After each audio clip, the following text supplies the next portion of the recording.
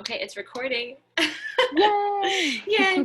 Okay, so I'm just gonna have okay, so at this point I've already done like the introduction. So I'm gonna have you hmm just kind of like share who you are.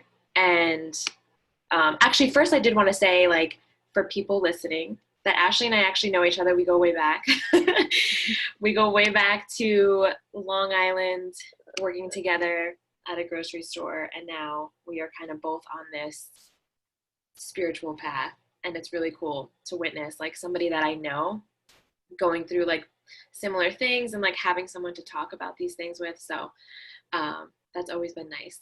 But anyway, go ahead and introduce yourself and like Yeah, so who you are and what from you do. slanging groceries to life mindset spiritual coaches, it's been an Yes. interesting journey for sure. Yes. So I am Ashley Rene, and I specialize in helping others and guiding others back home to themselves using shadow work. So what that is, it's really understanding the why behind your thoughts, your patterns, and your behaviors, understanding where your wounds are and learning how to nurture them, love them, and accept them. Because if you cannot accept them, you cannot love them. And if you cannot love them, you cannot heal them. So I teach people and guide them through that process of understanding their wounds, why they're there, and how to guide them through the process of healing them and acknowledging them. Love Um, that. so I provide single sessions in an 8-week program. It's really, so I don't really get into a lot of the energy work in my program. It's really like kind of a foundation for everybody and anybody who's experiencing like this time in their life where they're struggling to create balance in their worlds, and they keep like hitting resistance, and it's Mm-hmm. just like really creates a foundation for them to build upon, because it's, unless you can't move forward unless you understand the why behind everything. Right. So it's really like a just very basic, like understanding your ego, healing inner child work. And then like towards the end, we get into the energy work, but it's not so much woo. It's more like, okay, this is where you're at. This is why you are the way that you are. And this is how you overcome that, I guess. Yeah.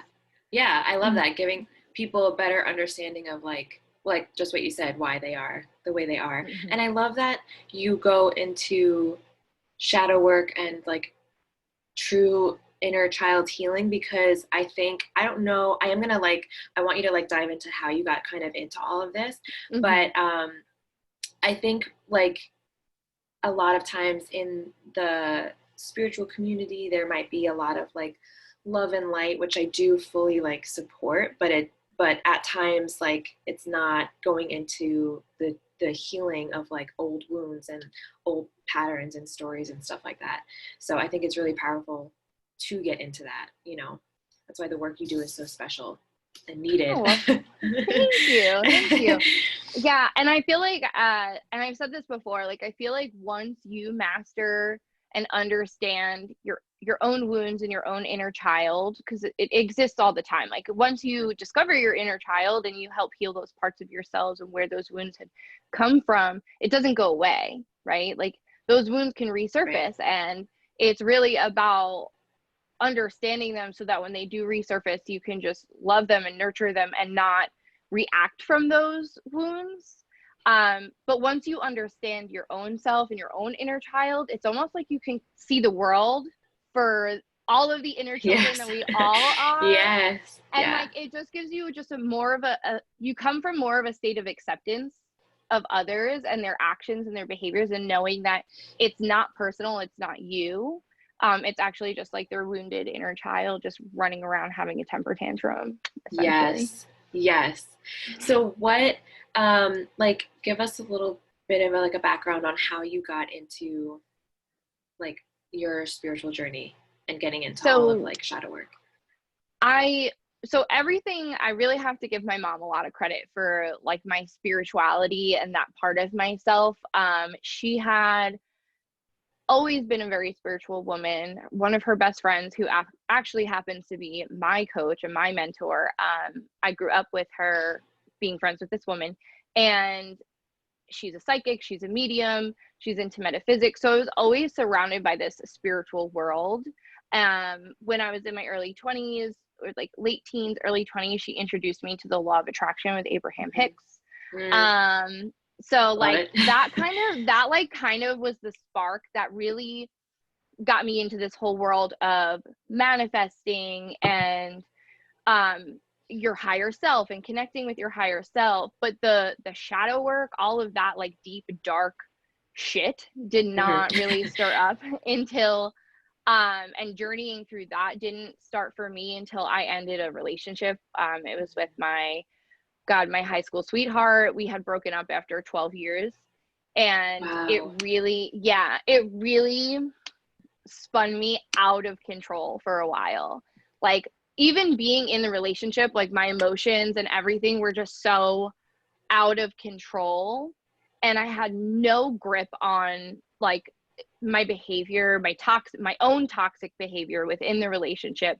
Then like staying in this toxic relationship, like I had no grip on it. I had no idea what I was doing, why I was doing it. But all I knew that like I kept coming back, and I was like, okay, I finally let go of the relationship, and I said, there's obviously something within me that needs work. Like at one point I literally woke up one morning. I was like, I can't do this anymore. I'm going to get physically sick if I stay in this relationship.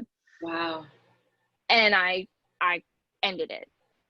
And after that, it like spun me out in all different directions again, because now it was like, okay, shedding that part of myself that was so deeply connected to that relationship. And because at the time I didn't realize it was my inner child was like screaming for attention, it was really difficult for me to let go and move on with my life. So I had my mom's best friend who has a program. It's called Life Shaping.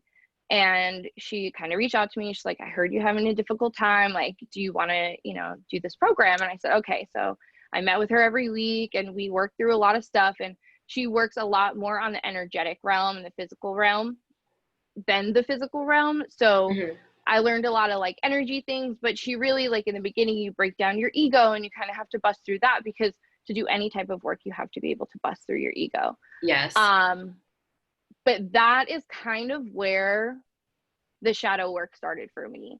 Like she really pushed me to face some really uncomfortable truths and unlearning all the beliefs that I've been conditioned to believe about my upbringing and relationships, and even like beliefs within myself that I've come to realize that were total nonsense. And how like my relationship at the time, like it defined me. And like I felt like if my relationship failed, like I was a failure. So facing that truth, and was like, well, why do you feel that way? And it was like, well, because my parents, although they have a tumultuous, toxic relationship sometimes, not so much anymore, but as a child, I watched them fight and fight and fight, but they always stuck together. So it was like, well, you stick, like if you love someone, you stay with them. Wow. Yeah. And it wasn't until like I said it out loud, and that was like probably my biggest breakthrough, was like, holy shit. Okay, I have this is like my inner, like all these patterns that I learned in childhood that are running these programs in my head that are actually destroying my emotional and spiritual well-being. Wow. I got chills like a lot during that story because I feel like for so many of us, I feel like going on like a spiritual path or like awakening is like something that we don't plan. Like I didn't wake up one morning and say like, all right, like let me just go on this path. Like no, usually it's like you hit a really low point in your life, or like a rock bottom, or you wake up one day and you're like, I can't do this anymore. Like this is going to make me physically ill, And I think a lot of times it will, like everyone's journey is different. So sometimes people do get to that place where it gets like they are physically ill, and it's like a wake up call. So,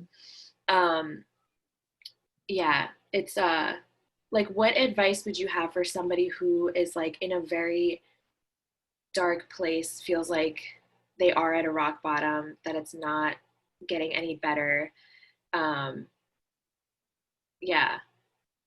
what advice would you have for that person? It's like a So loaded question. advice, yeah, no, that really is. I guess the advice that I would give to somebody who's in that position where I was really in a really, really bad place, it was be open to receiving help. Mhm. Um, and like God is going to present you with the help that you need, and it's going to cross your path. It's really just up to you whether or not you're open to receiving it. So Mm. be open to receiving the help, and also know that it doesn't have to be hard. It might be hard right now, but it doesn't have to be. Yeah, Healing is possible. love that. Yeah, I agree. You said something before about the ego, and that brought up a question or a good point because I think a lot of I know I sometimes struggle with even like defining the ego. So like I'm Mm-hmm. interested in like your perspective and like how you would define the ego to somebody who's like, what is that? Like I don't get it because I feel like we're at least for me like taught that the ego is like meaning that you're like like, oh, I have a big ego, like I'm full of myself. Like it took me a Mm-hmm. little bit to even now, like I said, I'm still like, how do I even define that when people ask me like what do you mean the ego? So like how do you define that to your clients and stuff like that?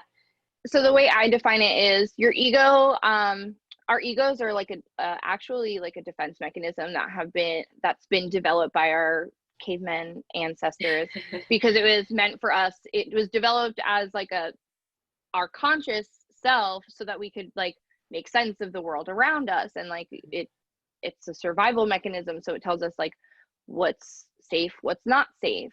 And as we've evolved and grown as human beings, it's no longer necessary because the world isn't such a dangerous place anymore. So its function now is really to make sense. It's developed in childhood, and it creates an identity for us and how we identify and relate to the world, the physical world around us. And it creates an identity for us.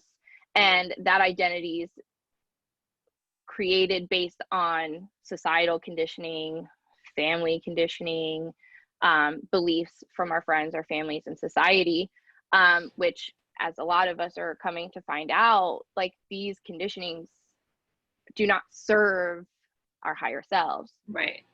So our ego is just one big identity, physical, and it's almost like the bridge from the conscious to the subconscious Mm-hmm. to identify, okay, this is how I make sense of everything. This is how I identify with it. So it's more like your personality, your identity. And in doing this work, it's not so much about looking at that part of yourself as an enemy. Right. It's more about learning its language, learning Mm-hmm. how it came about, where those beliefs came from, and learning how to soothe it when it's not feeling safe. Because your ego, being a survival mechanism, when you don't feel safe, it's going to start producing anxiety and depression, and all those things are going to start coming up because our ego loves to live in like the predictable future. So it'll keep running patterns of like, okay, what if this then that, and this is how I'm going to react. So that's where your like anxiety comes from, because it's trying Right. to predict your future based on past experience.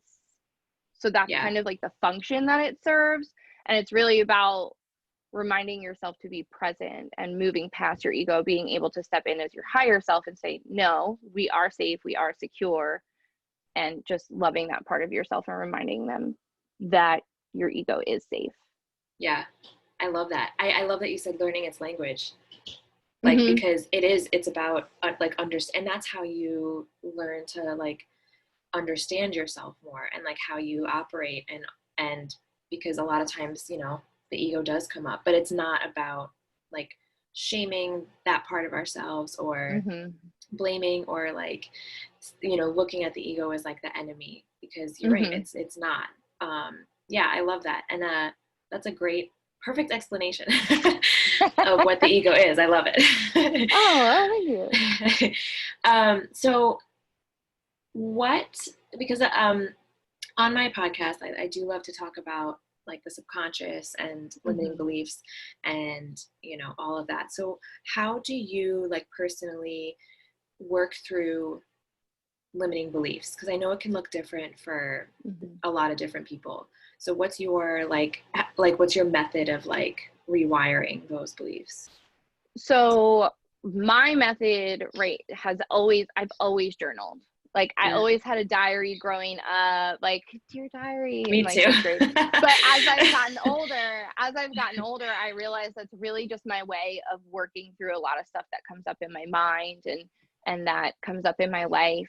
And actually I had something come up recently that God was like, hey, you still have this pattern running in the background, because my insecurity button started going off and my ego started bubbling up. And I said, all right. So I had to take some time and really sit and be present with it.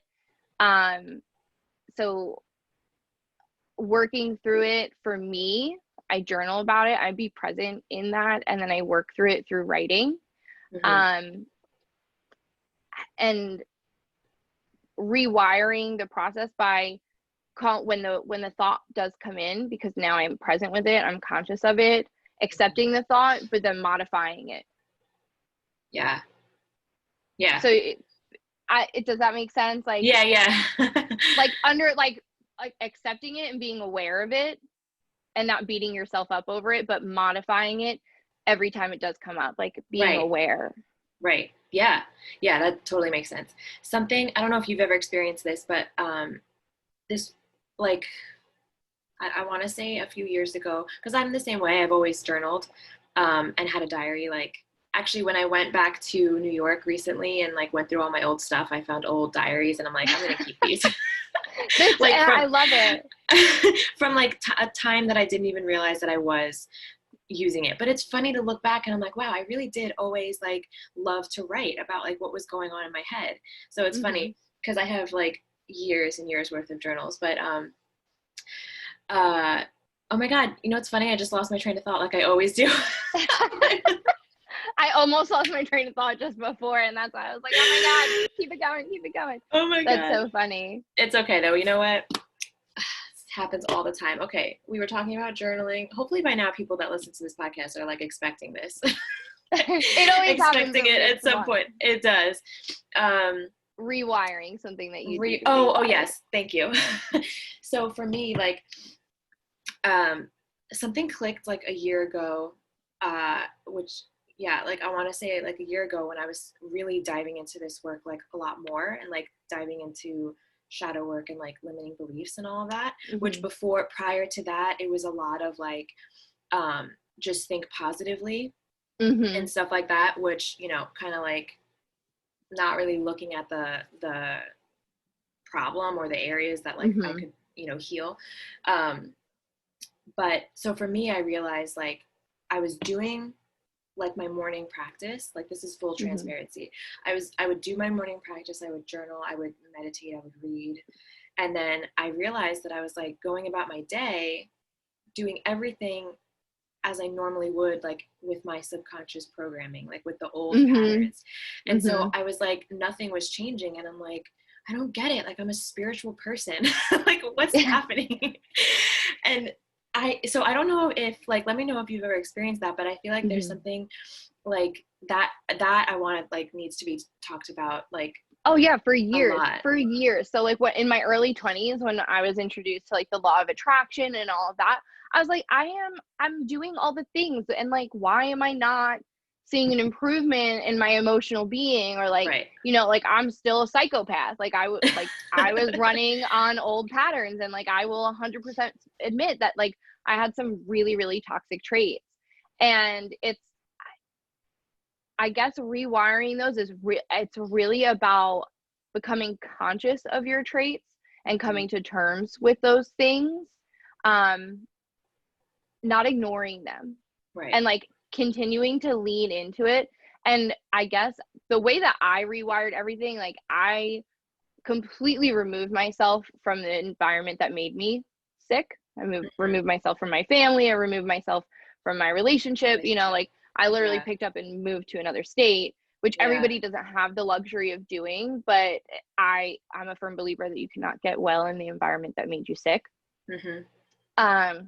Having that isolation, that seclusion, and being alone with myself really allowed me to lean into all the discomfort. Making myself uncomfortable is what helped me rewire everything. The Yes. more and more uncomfortable I made myself, the more I started to recognize those patterns and started to shed them, because I said, well, if I can be uncomfortable doing this, then I'm going to be okay. Yeah. If I make a different decision, you know, if that makes sense. Yeah, no, it does. And I love that you brought that up, because getting out of our comfort zones, I feel like, is where the magic happens, like where the change happens. Like, it's going to be, that's something too that I've been realizing more and more, is that this whole, like, I guess I'll call it like a journey. I mean, it's a lifelong journey. It's like not going to be a time where we're like, I'm perfect, but it's really about like getting uncomfortable kind of like over and over again, and being okay with that, and just being like, okay, this is how it's going to be. But that's like where real growth and change happens, you know? Because if you're comfortable all the time, what are you learning? Right. There's nothing to be learned if you're comfortable. But that's where our ego comes in. Our ego's like, no, we're safe here. This is fine. Yes. We might not go anywhere, but it's okay because we're safe. Right. But then like your higher self is like, no, we're here to grow and expand and like experience life to its fullest extent. Right. So I'm going to make you uncomfortable. Right.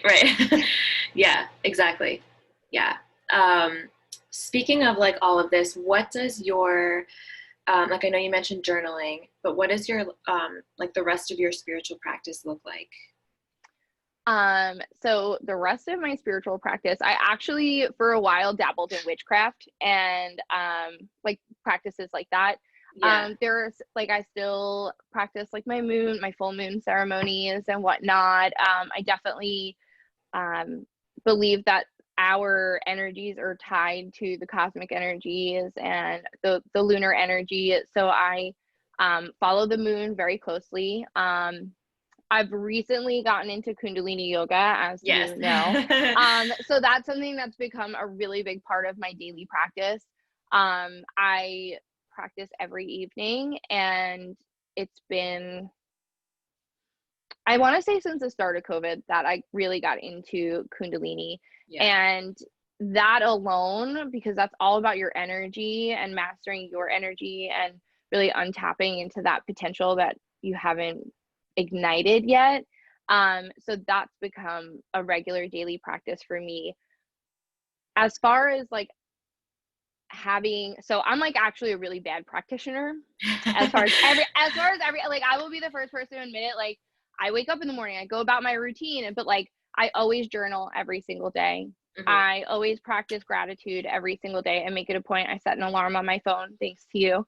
So like, but those are things that like I was already practicing, but now I'm more conscious of practicing it. So I try to take 3 minutes. So something that I've started doing is taking 3 minutes every morning to just breathe and just be, not getting up and not immediately walking the dog and brushing my teeth and doing all that. Just taking those 3 extra minutes to just lay and just breathe and be in breath. I practice that. I practice gratitude, and then I do my Kundalini practice and my journaling, and that's pretty much it. Like I said, it depends, wherever my energy is, like that's kind of where my practice goes. I'm not one of those people who's like, oh, you have to do this at this time and this time. Like, I feel like sometimes people think that spirituality and healing is like this constrictive, like, no, this is what it looks like. And it's like, no, you just got to feed your energy and what feels good to you. And like, I usually carry crystal. I have crystals in my bag. I have crystals in my bra. Like, I'm one of those girls that like, she smells like essential oils and has crystals falling out of her shirt and like is not fazed by it. Just pick them up and like just keep going about my business. So like, I'm just like one of those practitioners that's like, I'm whatever, go with the flow. And like, this is me. Like, just hot mess express every now and then, but I got it together. And I think it's like starting where you're at, because as you were talking, I was thinking of like somebody who, you know, because I'll get questions like, what should I do for my spiritual practice, or like, how can I create a spiritual practice? And it's kind of like whatever works for you as an individual. Like, it's not like my practice is going to look different than the next person's, you know, and that's okay, because like you said, it's all about like, you know, tuning into your own energy, which is part of this whole process of like getting to Mm-hmm. know yourself and being like, okay, what do I need? And that might be 5 minutes in the morning of just gratitude. It might be a Mm-hmm. 30-minute meditation. It might be going for a run. Like, it's so different for Mm-hmm. everybody, but it's really about like connecting with yourself and like God or the divine, the universe, like Mm-hmm. whatever you call it, you know? Yeah, So yeah, agreed. yeah. I do have like a little, I guess, like checklist of things that like when my energy is off, like I have Mm-hmm. something called like a spiritual first aid kit that Oh, like I when I love that. am, yeah, that when I am really off, like I have like activities that I can do that like bring me back into alignment, or I have, you know, just like visualization of things that make me feel good. Like I have like a little like, I don't know, like cards that have pictures of things that make me happy on them. So stuff like Yeah. that, like when I'm out of alignment, like I definitely do have more of like a practice, like a go-to, and that's like my little spiritual first aid kit. So really finding things that resonate with you and your own energy and knowing like, okay, this makes me feel good. Let me put this in my spiritual first aid kit. Yeah. I love that. I'm going to adopt that. That's awesome, because that kind of goes back to like what I was saying before about like how, you know, it's like I was doing my spiritual practice in the morning and then going about my day feeling like crap, or like letting all of those old thoughts come back in and like not catching them. Like, I'll be the first to Mm-hmm. admit that it's like, it's, you know, as much as I talk, I always say this too, like I talk about all of these things because they're like what I need as well. And I fully Mm-hmm. believe that like we teach what we like need to learn ourselves too. Mm-hmm. And so Yes. I think spiritual first aid kit, I love that. I'm gonna I like make a can't I list of can't like take I can't take ownership of that. That comes directly from my mentor. She was like, you need to put this together. And I was like, oh, yeah. I really like that. But also something that I do that I know everybody's like, oh, make a vision board. So I don't have a vision board, like an actual board. I have a Right. Pinterest board. Yes, me too. And okay, so like I'm like, it's okay to have a virtual board. Like you don't need to physically have one. But yeah, so that's something else that I do when I know my energy's feeling a little low. I like to go and just like go on Pinterest and kind of like zone out, because you're really just being present in, like it's all about coming back to being present, right? And not Yes. allowing your thoughts to like escape and like Yes. run rampant. So I think that like scrolling, it's like very like meditative in a sense, like because it's mostly like when I'm like pinning things, it's not it's not like I'm scrolling and making like comparisons like I would on Instagram or something like that. Right. Like you're, you know, like running on that ego story. Like like I'm looking at things that really move me on a much deeper and higher self level. So I feel like that's something that's really helpful for people as well, especially if they're visual, which I am a very visual person. So if you're a visual person, creating a Pinterest board of like even a vision board, or I call mine things that move me, because whether it moves me on like if I'm sad and it's like, so when I first started, I was obviously depressed, because then you could go back and you like look and you're like, holy shit, like Yeah. it must have been in like a little bit of a It dark was a rough, place. yeah. This is That was a pretty rough rough. patch. Yeah. So like you can go back and scroll through and really see where you are at mentally, spiritually, and like kind of just move through that and like see your progress. It's a nice way to Yeah. like envision your progress, like all the way from when you started to wherever you are presently. So Yeah.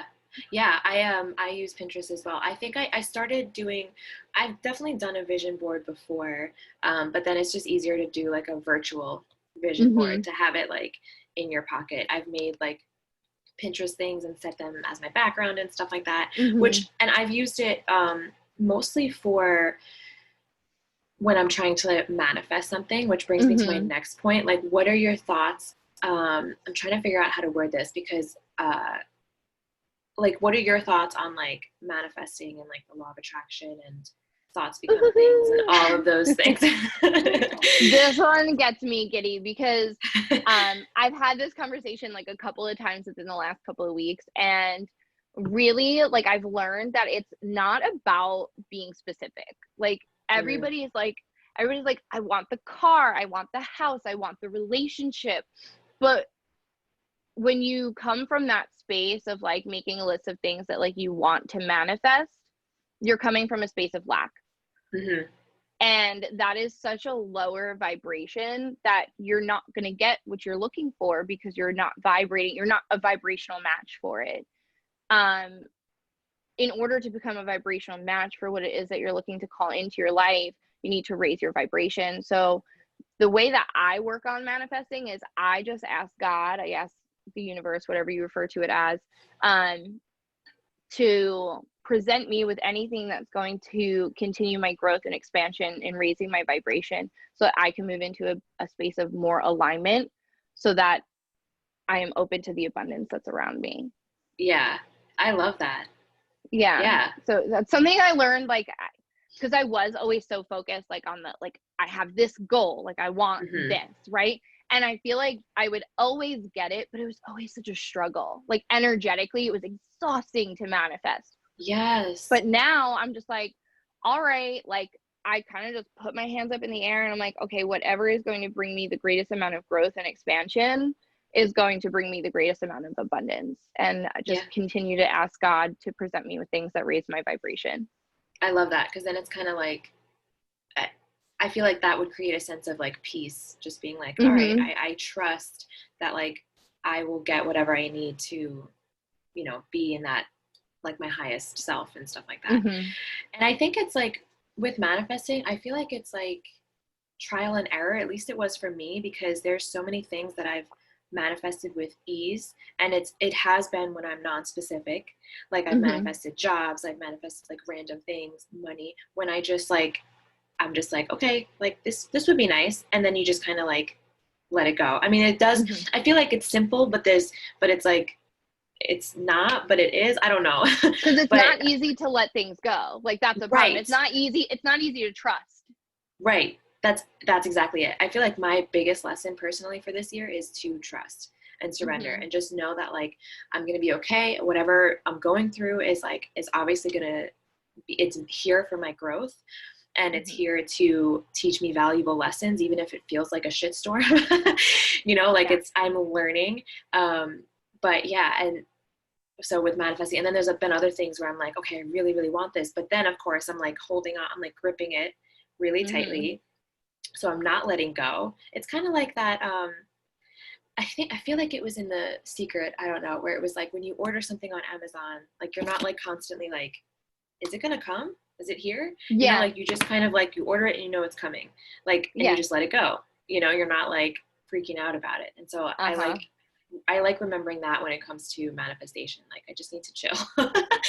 Like it's gonna happen if it's meant for you. Like, you can't fuck anything else up. You can't fuck anything up that's meant for you.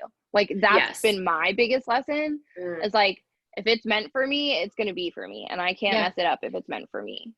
I just have to let go of like the grip of control, and I think that's always been my biggest lesson. I've always been a little bit of a control freak, me too. which reverts back to some inner child stuff and experiences. You know, it all goes back to the inner child. Oh yeah.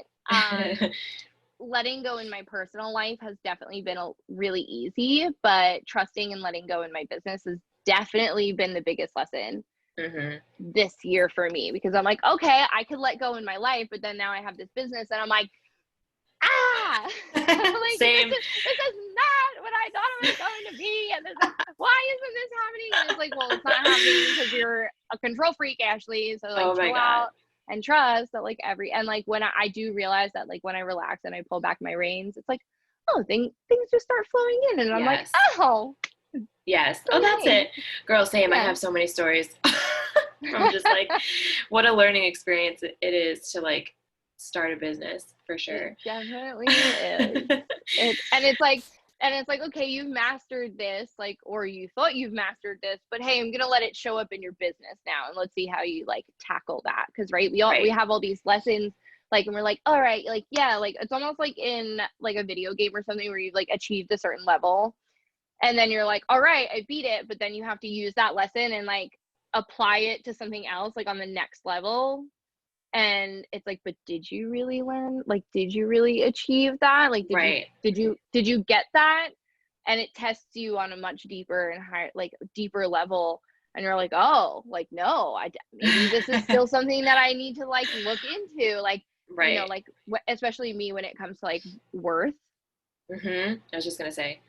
Like, those are things that like I constantly like the universe has jokes. Like it's constantly throwing things at me. They're like, Yeah, do you yeah, really yeah. get like, do you really Yeah. feel worthy? Let me throw a little something Right. at you that's going to get your ego stirred up. And then I'm like, all right. And like each time it happens, like my my kickback time gets further, like gets fewer and fewer in between. Like, so sometimes like things would happen, it would throw me off for like months, then weeks.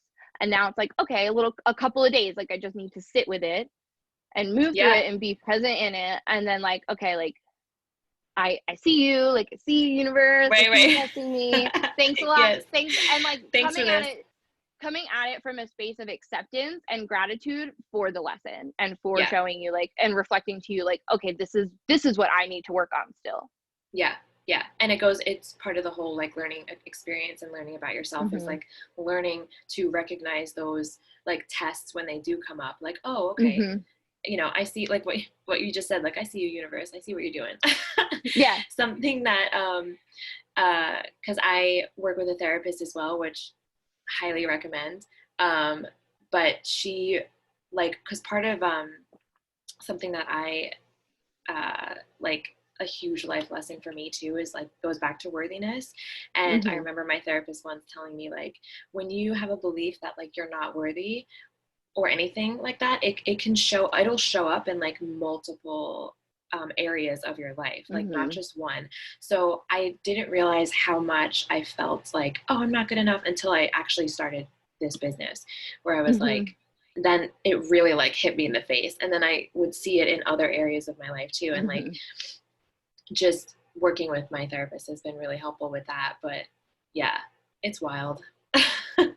It's definitely a wild ride. And like the more aware you become of it, I feel like, yes, it's easier to deal with, but I feel like the challenges get harder. Like, you know, like it's just like, okay, like I get it. Like, yeah, I don't know. yes. I just feel like that sometimes like that it gets easier to deal with, but the challenges get greater because it like you're growing, you're expanding. So it's like you're going to be more and more and more and more uncomfortable the more you achieve. Yeah. Yeah, I agree. I think that's the case too.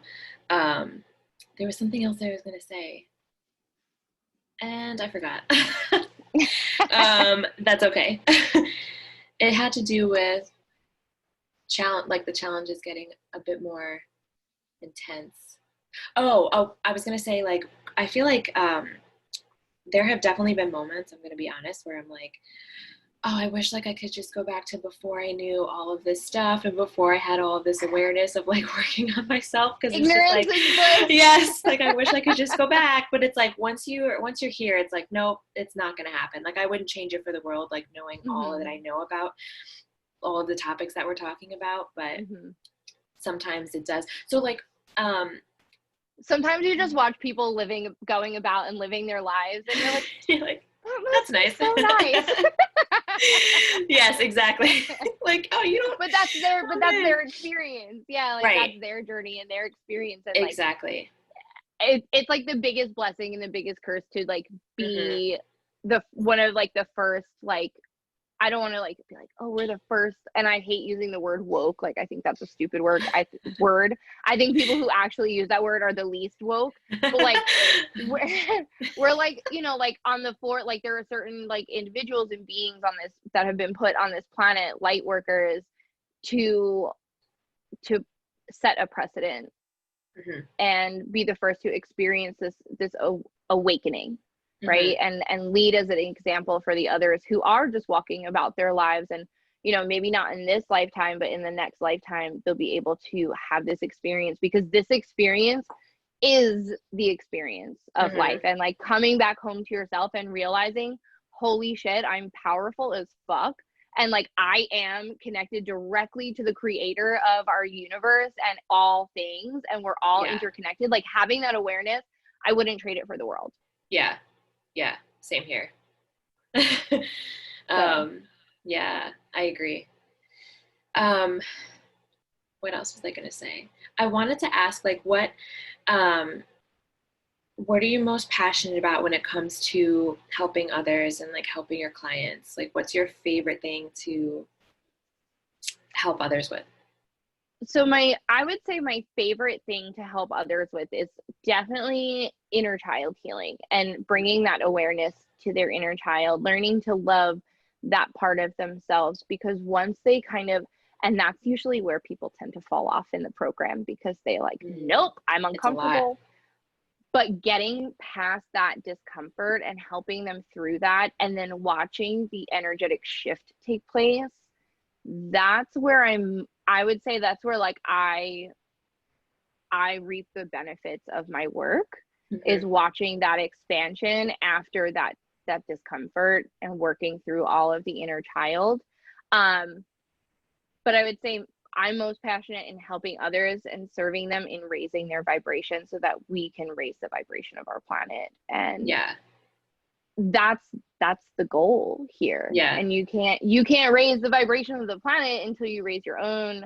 And a lot of people don't know how to do it themselves. So really, really just being able to guide others through the process and recognizing their own power, their own worth, so that they can raise their vibration and recognize that they're amazing, powerful beings. Yeah. Yes, I love that. So for this might be a silly question, but for the person who's listening and is like, maybe they're not, they're just getting into like, their own path and like awakening and stuff like that. For the person who doesn't really know what that means to raise their vibration, like how would you describe that to them? Being conscious of how certain people, activities, and things make you feel energetically. If it ignites joy, happiness, like that good, wholesome, like tingly feeling, like of like, oh, I like this, I love this, right? That's something, whatever that activity, person, thing is that's bringing you to a space that is a higher energetic vibration. So everything I could get into the whole science of it. Energy. But like everything vibrates at a certain level, and like human beings vibrate at like 65, and then like you have happiness, love, and joy that's like vibrating at like 400, 500. So like when you feel those feelings, those are things that are elevating your own personal vibration. And then there are things like processed foods, toxic people, social media, things like that, that like where you're living, like social media specifically, like it can go one of two ways for social media. If you're feeling and living in comparison when you're on social media, it's time to clean up your social media and delete accounts that make you feel like you're living in comparison all the time, or make you feel bad about yourself, and start following people that inspire you. Because when you start becoming inspired, that in and of itself is raising your vibration. So I would say, like, when it comes to raising your vibration, doing things and activities that make you feel good on a higher level, and that speak to your soul and speak to your inner self. And then when you can recognize something that it's depleting you or lowering your vibration because you feel energetically drained, you feel depressed, anxious, those are low vibration. You feel shame, you feel guilt, those are lower vibrating emotions. So if you're feeling those emotions, you know that whatever it is that you're doing, that activity is not raising your vibration. Yeah, I love that. That's going to help so many people, I feel like, just to understand like what that means. And something that has helped me at times, if I'm all of a sudden like in a bad mood, or I'm like irritable, or I'm, whatever it is that's like not the greatest feeling, I'll pause and I'll ask myself like, okay, what was I doing before I felt this? Or what was I thinking to myself before I started feeling this way? Because a lot of times, like, we obviously have thousands and thousands of thoughts a day. We're not always like aware of what's going on up there. And so it's like, and that's where this awareness factor comes in. Like the more aware you are, the more aware you are. So it's like, then you can be aware of like, okay, what was I just thinking? And like, why do I feel this way? And then from there, you can like work on changing it and raising your vibration. So, yeah. And that's where the spiritual first aid kit comes in handy too, is like, if you're feeling that like, oh, I'm not feeling good, that's where you reach out for that spiritual first aid kit, because those are things that, you know, make you feel good. So that's in and of itself, visually or actually doing something, like going to raise your vibration right then and there. Yeah. 100%. Thank you for that. What, if any, like books or authors or like other resources would you recommend to people who are like, hey, like I'm kind of going through this path, but like I don't know, you know, I'm not working with a coach. I don't know where to start. Yeah. So I would say my personal biggest inspirations, ironically, are all men. I don't know. I think I also identify, not that I identify as a man, but I identify with the masculine energy. Masculine I think energy. for me, I think my core energy is more masculine. I am the divine feminine. I'm very in tune with my feminine self, but just like my personality in general is, I'm much more logical. I'm like a practical kind of person. I try to live in balance of that, but I really do find more I'm in my masculine. So I think I am attracted to the divine masculine who are teaching things. Yes. Because I like that energy. I'm drawn to that type of energy. Yeah. So the first one, that his book, Care Package, changed my life. It was right after I finished my mentorship with my coach. I kind of like I faded that out because I felt like I think at some point you're kind of like, okay, I need to do this on my own, right? So then I happened to pick up this book. I saw his Instagram and he just released this book, Care Package. It's Sylvester McNutt, I think he's the third. Okay. I'm gonna put that in the show notes. Yeah. So he has his own podcast as well. He's awesome. He's super inspirational. And again, like kind of like my program, like he's not all about like that energy work. Like it's really practical and logical and right. Very basic. So his book, Care Package, and then there's one that follows that called Free Your Energy, which is a little bit more into that energy work. And I like that book because it's interactive. It has like journal prompts at the end of each chapter, which I really love. Yeah. So he's very interactive, like with his followers and people that read his books and stuff like that. So he's probably one of my biggest inspirations, people that I follow. I literally go back to my notes in his books all the time when I'm like feeling kind of like not so good, just to remind myself like, okay, look at where I was and here. So right. Another one, I love Dr. Joe Dispenza. I knew you were gonna say him. Yes. I knew it. I love him. So if you do subscribe to Gaia, his series on there, Rewired, is so good. And like that really so like that rewiring process that we were talking about, he gets into like the science of it, and I'm such a science nerd. Like I love the science of all of that. So getting into his teachings have really brought like science and like actual like evidence of like our brains and how they work, and like the wavelengths and how all of that affects our outer reality, and how we can like transcend like timelines if we utilize this power within us. And then the third one that I would say to follow and listen to their podcast is Jake Woodward. He has the Awake with Jake show, and he's all about like the masculine and feminine energies, and like the wounded masculine and healing that, and the wounded feminine and healing that, and how that really has a lot to do with how we behave in life as well, our wounded masculine, which all happens in childhood. So it really does all boil down to the inner child. It really does. At the end of the day, it really does. But I like how that it kind of removes it and kind of identifies it as the two energies that we all have existing within us. So I love his work. I think his podcast is great. And another one that I recently got into is John Wineland. I haven't heard of it. I'll send you his Instagram, but he's like, he does more like couples work and like masculine and feminine energy and like intimacy, which is something that like because, you know, my experience with past relationships and stuff, I struggle now with being vulnerable and with intimacy with partners. Same. Yeah. So his work is really cool. I'm kind of new to him, so I can't, like, that's all I really know. I don't know if he has a book, but he has like a lot of online workshops and stuff. And I think he has one coming up that I might sign up for. So he's a really good person. He's a really good person to follow even if you're in a relationship or not in a relationship. I think like just practicing healthy levels of intimacy in your life is important, especially if you've been wounded in the past from that. Bringing that back into balance for yourself and allowing yourself to be vulnerable can be difficult. So following him has definitely helped me in that sense in my life. Awesome. Right, I'm definitely going to follow him. And Jake Woodward, it's Woodward, right?